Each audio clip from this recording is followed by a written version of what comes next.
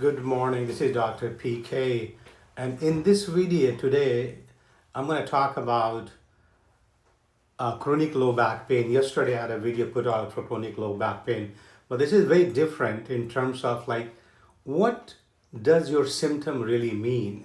Chronic low back pain is one of the most common uh, um, issue we face in our clinic on daily basis. But what I wanted to get into was details of your symptoms and what does it tell you, what does it mean, because pain can be localized, pain could be traveling, pain could be dull and sharp and tingling and numbness and weakness. So basically symptoms of low back issues, the pain and tingling and numbness, really tells you where the problem is and where you feel the pain in your buttocks, thighs, legs. Actually tell us which part of your spine is involved, and that's one I wanted to touch base today. So I'll walk you through different basic spinal structures conversation, disc joints and nerves, and create a very specific patterns, pain patterns. So as you know, that lumbar spine, the lower back, is made of 5 vertebrae, lumbar 1, L1 to L5, plus a sacrum below them, right? Between each vertebrae, there is disc that cushion and absorbs shock. From each level, a nerve root exists. It comes out carrying signals to a specific part of your body. In lumbar spine, it just goes further down.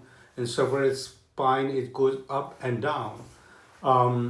So different nerve roots involvement leads to different symptoms.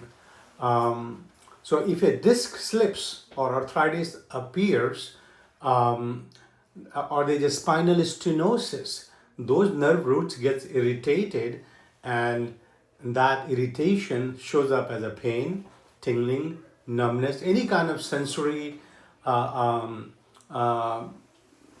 any kind of sensation you'll feel. Sometimes hot, cold, it becomes very sensitive. Sometimes even weakness if motor nerves are involved. So I'm going to talk about the nerve root symptoms by level, L1 and L2, which is the upper lumbar. Pain is usually felt in the groin, in front of the thigh, or upper thigh. Sometimes pain gets confused with hip arthritis. Weakness may appear if you're lifting your knee, you can feel that's weak. That's L1 and L2 nerve. L3 nerve, pain runs in the front of your thighs and knee area. And numbness may appear on the inner thigh, a little bit lower. And you have a difficulty straightening the knees because it causes weakness of quadriceps muscles. So you'll feel the weakness when you're moving your lower extremity in your thigh area. That's an L3. L4, pain radiates to inner thigh, really inner thigh, and down to the inner shin. That's a L4 nerve root. And L5 nerve root, and patient will often say that their knee feels unstable or weak. That's L4 nerve root. And when we examine the knee for the patellar reflexes with a little hammer, and we see that reflexes, they are reduced and they're diminished. L5 nerve root, this is one of the most common one, L5 nerve root. Pain shoots down the outer thigh. Means you'll see people say it's on the side, pain is going down, and outer calf, and then it goes to the top of the foot and the big toe. So it goes down, and then as you go down, it kind of curves immediately towards your foot. So this is one of the most common one, L5 nerve root involvement. Pain shoots down the outer thigh, outer calf, and onto the top of the foot and big toe. And patient may feel weakness in lifting the big toe or ankle. Sometimes if it is very severe, it leads to foot drop. I had a patient recently who had a lumbar spine surgery, and the surgeon caused damage to the 5 nerve root accidentally, and that led to foot drop on this patient. And it was partial, so it's gonna recover. It's gonna take time, but she's gonna recover. Facet joint and stenosis symptoms. Um, in the beginning, there's no pain at all when there's a facet joint and stenosis issue. Facet joint arthritis causes localized back pain. The back pain is local. There's no radiation, and usually gets worse with twisting or activities, right? Um, and it may radiate into the buttock area, but it never goes down below your thigh area. Spinal stenosis is a different issue altogether. There's a narrowing of the spinal cord. It causes pain, heaviness, numbness in both legs, especially when walking. And they call them neurogenic claudication. People often feel better when they're sitting or leaning forward.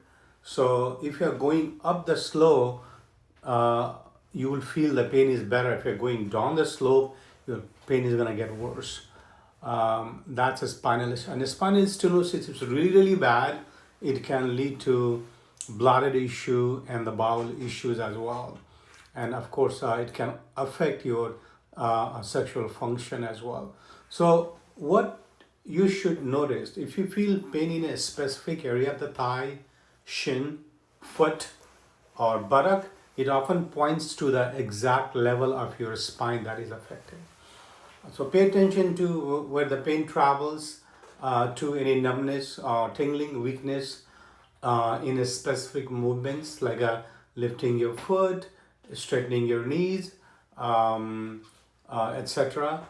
Understanding these patterns can help you recognize what your body is telling you and that's really important, because the more you tell your doctors about your symptoms, the pattern of your symptoms, it becomes easier for your doctor to diagnose and figure it out. And then doctor can discuss with you different treatment option exist for you.